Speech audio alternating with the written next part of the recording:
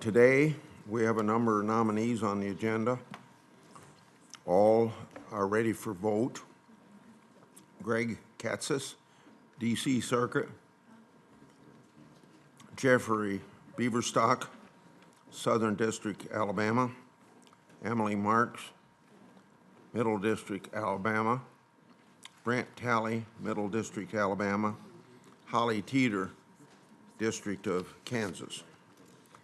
There are also two U.S. attorney nominees on today's agenda, all of whom will vote, and a bill will be held over. Today we'll be voting on the nomination of Mr. Katsas to serve as Judge, D.C. Circuit Court. There's no disputing that he's very well qualified. He has degrees from Princeton and Harvard, clerked Third Circuit, D.C. Circuit, and Supreme Court, years of experience in public sector, where he led divisions at DOJ, and in the private sector, where he's a partner at Jones Day. He currently serves as Deputy Consul to the President of to the President in the White House Consul's Office.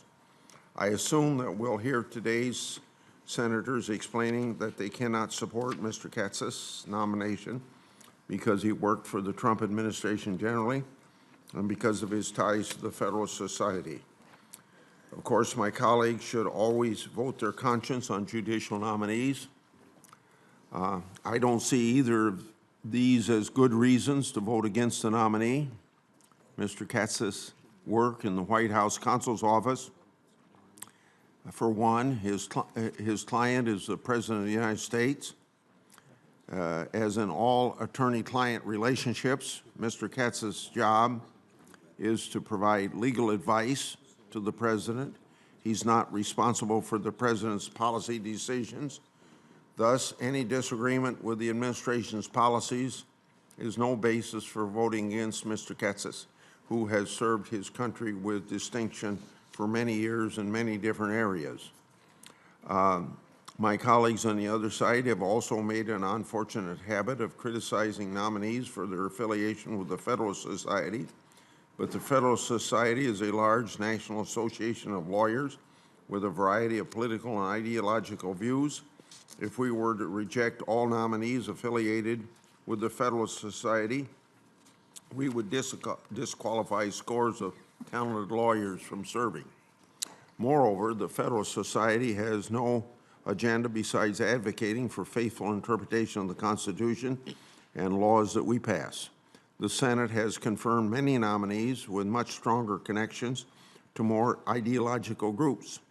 For example, the Senate confirmed Justice Ruth Bader Ginsburg, despite her many years of left-wing advocacy at the ACLU. So can you imagine if Chuck Grassley and Chairman Hatch can vote for Ruth Ginsburg? Surely a lot of people on the other side can't find fault with a Federalist Society person. Turning to district court nominees, since our markup last week, we received ratings from the American Bar Association for two of the district court nominees on today's agenda.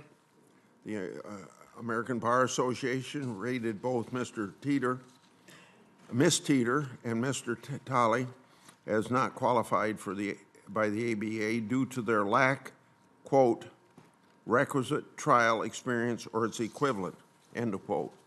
Sometimes when nominees are rated not qualified, the committee invites the ABA to testify and explain their reasoning. In this case, the ABA informed my staff that coming to testify on these two particular ratings was not necessary because the reasoning behind the ratings was very straightforward. That's their words.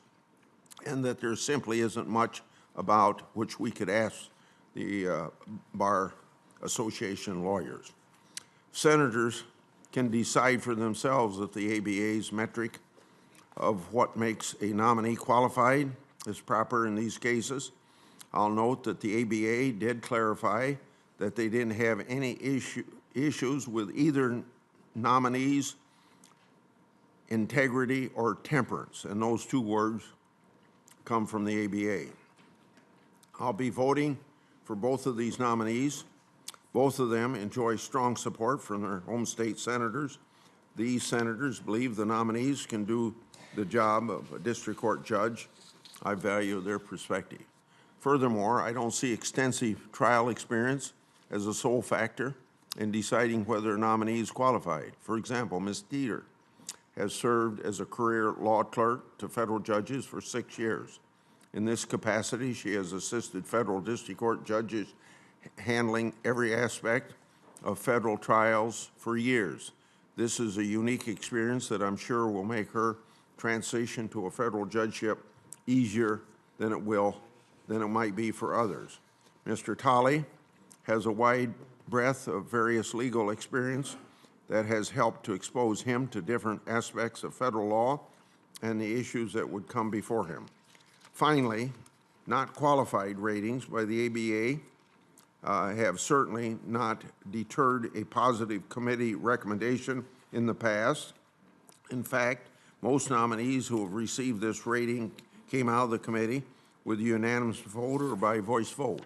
I'll be supporting all the nominees on the agenda today, and I'll speak to the legislation on the agenda after we vote